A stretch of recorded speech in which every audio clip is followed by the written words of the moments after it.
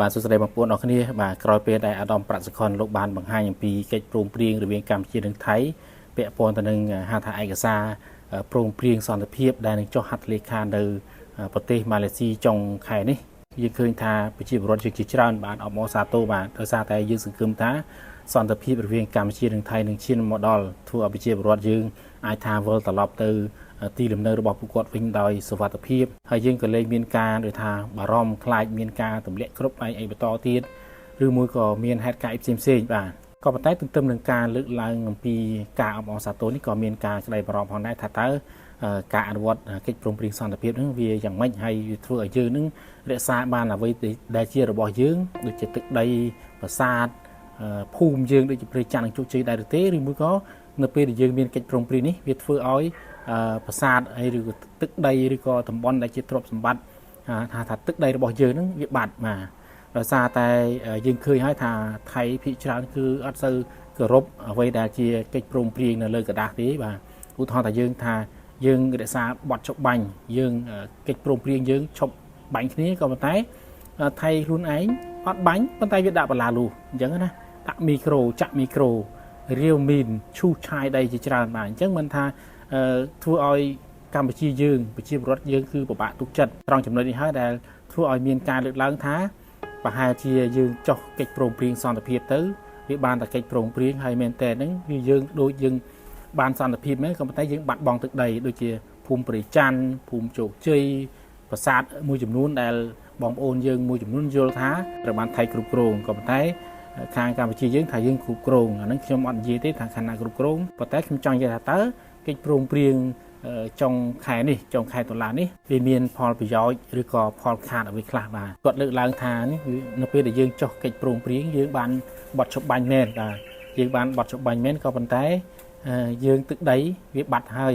ដោយសារអីដោយសារតែមានការយល់ឃើញថា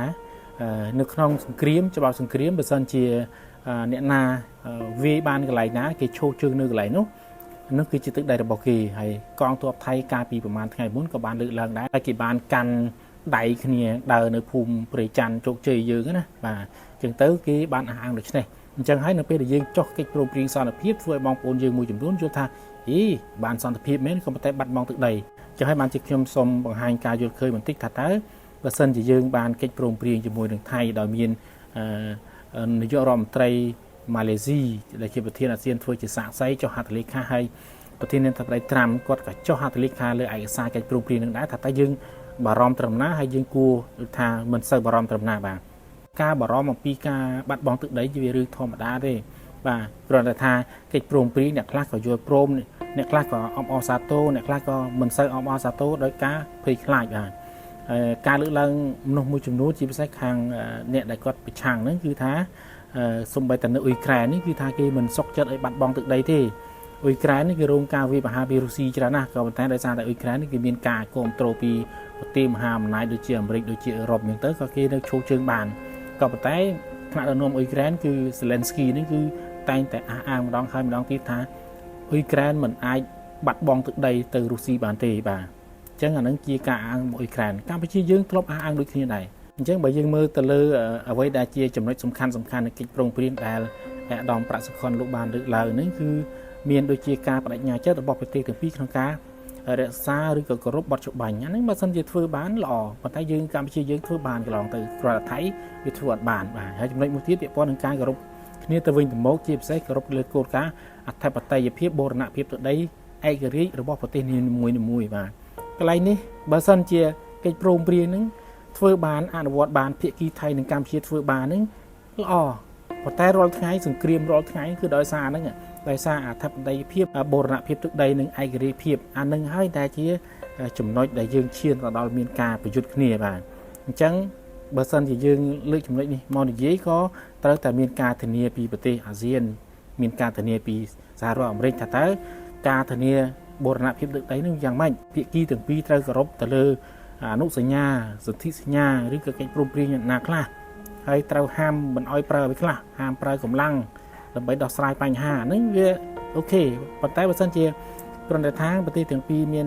គោរពលើគោលការណ៍អធិបតេយ្យភាពបូរណភាពដីហ្នឹងអាហ្នឹងហើយគឺជាចំណុចនៃសង្គ្រាមហ្នឹងបាទថៃគេថាគេ រក្សាបូរណភាពទឹកដីរបស់គេហើយយើងថាយើងរក្សាបូរណភាពទឹកដីរបស់យើងបូរណភាពទឹកដីរៀងខ្លួនអញ្ចឹងទៅក៏កើតជាសង្គ្រាមដោយសារតែអីដោយសារតែតំបន់ទាំងអស់ហ្នឹងគឺមិនទាន់បានឯកភាពគ្នាផងហើយថៃគេថារបស់គេយើងថារបស់យើងអានឹងហើយដែលមូលហេតុនឹងសង្គ្រាមហ្នឹងបាទហើយមួយទៀតគឺការតាំងចិត្តសម្រាប់ការស្ដារទំនុកចិត្តរវាងគ្នាទៅវិញទៅមកអានឹងមានអីទេឲ្យតែយើងដោះស្រាយបានគោរពគ្នាគោរពបទចុះបាញ់គោរពបទកិច្ចព្រមព្រៀងសន្តិភាពយើងអាចធ្វើបានមិនពិបាកទេចំណុចហ្នឹងគឺរួមគ្នាសហការដើម្បីប្រយុទ្ធប្រឆាំងនឹងក្រិតកម្មឆ្លងដែនបាទគឺ online scam បាទបងប្អូននឹងស្រាប់ថា online scam ប្រហែលថ្ងៃនេះកម្ពុជាយើងគឺថារងសម្ពាធខ្លាំងមែនទែនពីគ្រប់ទិសទីបាទទី1គឺពីសហរដ្ឋអាមេរិកពីចក្រភពអង់គ្លេសពីកូរ៉េបាទហើយថៃវាចោទប្រកាន់យើងច្រើនដងហើយបាទខណៈដែលប្រទេសខ្លួនឯងនេះក៏មានអា scam នេះគឺច្រើនជាងគេតែម្ដងបាទតើអ្នកដែលរងគ្រោះឬអ្នកដែលហៅថាគេជួលមកដើម្បីបានប្រាក់ខែខ្ពស់ហ្នឹងវាត្រូវចែកតាណាមកថៃនៅថៃទៅឡាវអាចទៅមកកម្ពុជាហើយនឹងភូមាបាទអញ្ចឹងនៅថៃនេះវាជាមជ្ឈមណ្ឌលហើយថៃខ្លួនឯងក៏បង្ក្រាបបានចេះតិចដែរប៉ុន្តែវាតែងតែយកចំណុចហ្នឹងមកដាក់សម្ពាធលើកម្ពុជាហើយឥឡូវនេះបើបងប្អូនមើលនៅលើបណ្ដាញសង្គមរបស់ថៃគឺថាវល់វែកតែម្ដងបាទដោយសារអីដោយសារតែ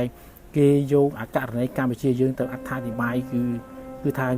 វាស្អិតស្កះតែម្ដងនៅលើបណ្ដាញសង្គមជាពិសេសគឺអករណីដែលកូរ៉េចុះមកកម្ពុជាយើងប្រហែលថ្ងៃមុនហើយ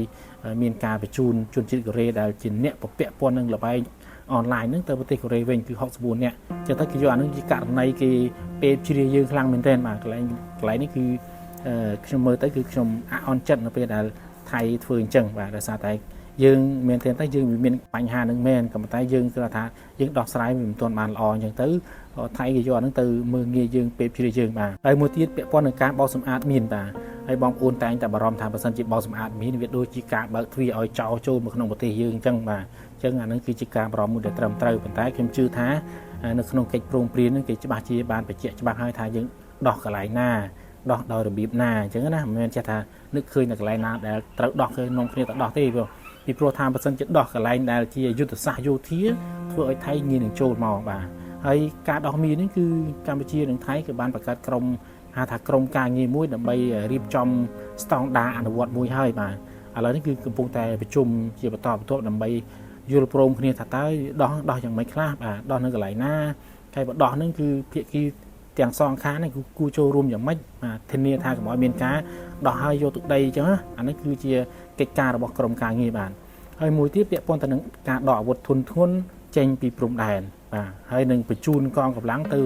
មូលដ្ឋានរៀងៗខ្លួនបាទកន្លែងនេះហើយជាចំណុចសំខាន់មួយដែរបាទបើសិនជាការបារម្ភថាបើសិនជាថៃមិនដកចេញវានឹងបានប្រសាទវានឹងបានទីតាំងដែលវាកាន់កាប់កន្លែងនេះបើសិនជាយើងមើលទៅលើកិច្ចព្រមព្រៀងនិយាយពីការដកអាវុធធុនធ្ងន់ហើយនឹងបញ្ជូនកម្លាំងទៅមូលដ្ឋានទ័ពវិញហ្នឹងគឺ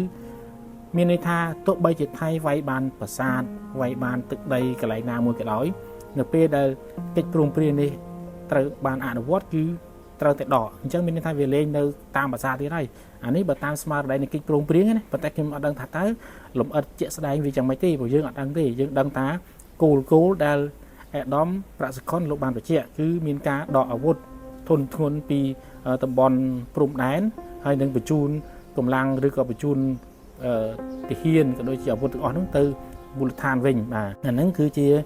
កិច្ចព្រមព្រៀងហៅថានៅលើกระดาษប៉ុន្តែជាក់ស្ដែងយើងអត់ដឹងថាតើបញ្ជូនតែ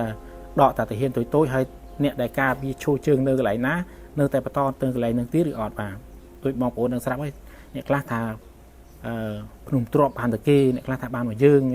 ប្រាសាទតំបន់ធំថាបានតែគេអ្នកខ្លះថាបានមកយើងអញ្ចឹងខ្ញុំអត់ដឹងទេកន្លែងនោះខ្ញុំអត់ដឹងទេខ្ញុំគ្រាន់តែថាបើសិនជាការដកអាវុធគឺគួរតែដកទាំងកងទ័ពទាំងអស់ចេញពីមូលដ្ឋានដែលមានចំនួនគឺទៅ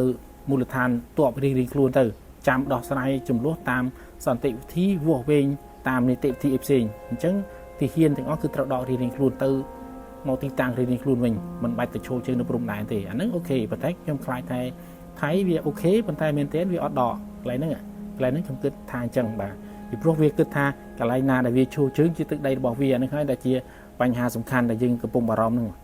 ហើយមួយទៀតពាក់ព័ន្ធទៅនឹងការដោះលែងទាហាន18រូបបាននៅពេលដែលចុះកិច្ចព្រមព្រៀងភ្លាមបើតាមអាដាមប្រាក់សុខុនគឺថៃនឹងដោះលែងភ្លាមក៏ប៉ុន្តែ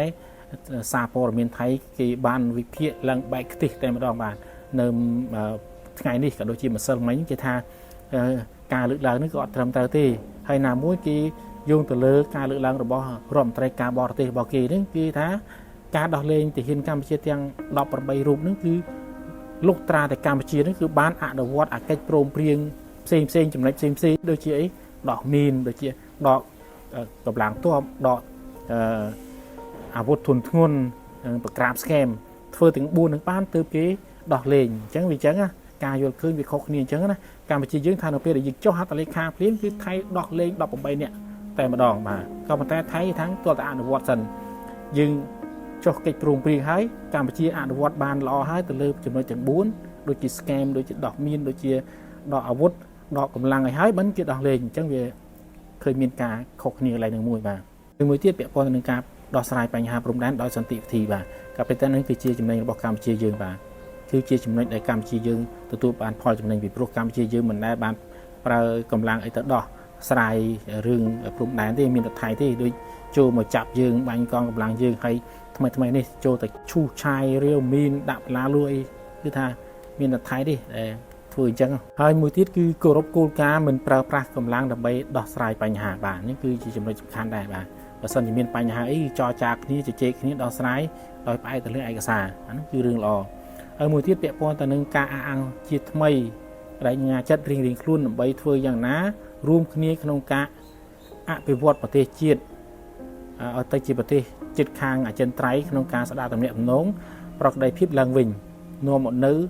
សុខសន្តិភាពវិបុលភាពសម្រាប់ប្រទេសនិងប្រជាជននៃប្រទេសទាំងពីរបាទអាហ្នឹងវាអត់អីទេធម្មតាទេនៅពេលដែលយើងដោះស្រាយបញ្ហា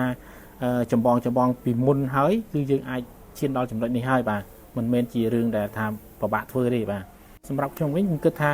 កិច្ចព្រមព្រៀងនឹងល្អណាស់បាទកិច្ចព្រមព្រៀងល្អណាស់ដោយសារអីដោយសារតែយើងបច្ចុប្បន្ននេះគឺយើងថាតកាំងណាជាប់កាំងយើងអត់ដឹងថាធ្វើយ៉ាងម៉េចទេបើមិនតែយើងតតាំងជាមួយថៃគឺមានតែផ្ទុះសង្គ្រាមហើយថៃវាអត់ស្ដាប់យើងវាចេះតែឈូវាពាត់បានហើយវាឈូវាពាត់បានហើយវាឈូរាវមីនហើយអាប្រជាជនវាដែលហៅថាពួកជនជ្រុលនិយមអាស្ថាបនិកដឹកអាចហ្នឹងគឺវាចេះតែដាក់មីក្រូដាក់អីចឹងណាហើយប្រជាជនថៃខ្ញុំមើលទៅលើបណ្ដាញសង្គមគឺថាពួកហ្នឹងគេគ្រប់គ្រងអាហ្នឹងហ្មងវាគ្រប់គ្រងហ្មងមានតែតិចតួចទេមិនគ្រប់គ្រងអញ្ចឹងវាអត់ថាវាអត់ខ្វល់ហ្មងវាធ្វើយ៉ាងម៉េចឲ្យតែវាបានដីមិនថាអ្នកណាធ្វើទាំងធ្វើស្មោកគ្រោកយ៉ាងម៉េចទេគឺវាអត់ខ្វល់វាដឹងថាធ្វើម៉េចឲ្យបានដីវាគ្រប់គ្រងគ្នាវាឥឡូវហ្នឹងអាហ្នឹងវាដូចជាដកមីក្រូទៅវិញក៏ប៉ុន្តែវានៅធ្វើផ្លូវធ្វើអីអាហ្នឹងវាជាអ្នកមានឥទ្ធិពលលើបណ្ដាញសង្គមមួយវាមានលុយមានអីដូចស្រុកខ្មែរយើងក៏មានអ្នកដែលមានឥទ្ធិពលលើបណ្ដាញសង្គមដែលគាត់ដូចថាប្រមូលធនធានទៅជួយអ្នកនេះជួយអ្នកនោះដែរប៉ុន្តែអាថៃហ្នឹងគឺវាប្រមូលធនធានវាមកធ្វើផ្លូវឥឡូវឃើញធ្វើផ្លូវបាទឃើញខាងបណ្ដាញសង្គមថៃចុះផ្សាយបាទកិច្ចព្រមព្រៀងនេះល្អប៉ុន្តែត្រូវមានការធានាបាទដូចនៅអ៊ុយក្រែនអញ្ចឹងអ៊ុយក្រែនគឺអត់ព្រមចុះកិច្ចព្រមព្រៀងជាមួយរុស្ស៊ីដោយសារតែអីអ៊ុយក្រែនចង់បានមានការធានាពីអាមេរិកពីអឺរ៉ុបអាហ្នឹងអ៊ុយក្រែនចង់បាននៅរាល់ថ្ងៃអញ្ចឹងនៅក្នុងការព្រមព្រៀងជាមួយកម្ពុជាក៏ខ្ញុំយល់ឃើញថាយើងគួរតែមានការធានាដែរបាទថាថៃគោរពបទឈប់បាញ់នឹងអត់តើថៃគោរពតាមលក្ខខណ្ឌនៅក្នុងកិច្ចព្រមព្រៀងសន្តិភាពនឹងអត់ហើយបើសិនជាអត់មានទេត្រូវទទួលទណ្ឌកម្មយ៉ាងម៉េចខ្លះអាហ្នឹងទើបជារឿងសំខាន់បាទបើសិនជាអត់មានការធានាទេគឺយើងពិបាកហើយរាល់ថ្ងៃគឺយើងវាជាប់គាំងតែម្ដងជាប់គាំងត្រង់ថាយើងមានបទឈប់បាញ់គ្នាយើងគោរពបទឈប់បាញ់គ្នាតែថៃអត់គោរពអញ្ចឹងយើងអត់មានធ្វើអីទេបើសិនជាធ្វើយើងផ្ទុះសង្គ្រាមហើយបើផ្ទុះសង្គ្រាមយ៉ាងម៉េចយើងសមត្ថភាពផ្នែកអាវុធយុទ្ធភ័ណ្ឌរបស់យើងហើយជាមិនដល់ថៃទេហើយមួយទៀតយើងមិនហ៊ានបាញ់ទៀតយើងមានហើយយើងមិនហ៊ានបាញ់ដោយសារអីដោយសារតែយើងខ្លាចរំលោភទៅលើហៅថាច្បាប់អន្តរជាតិនៅពេលដែលយើងបាញ់ចូលប្រទេសគេក្នុង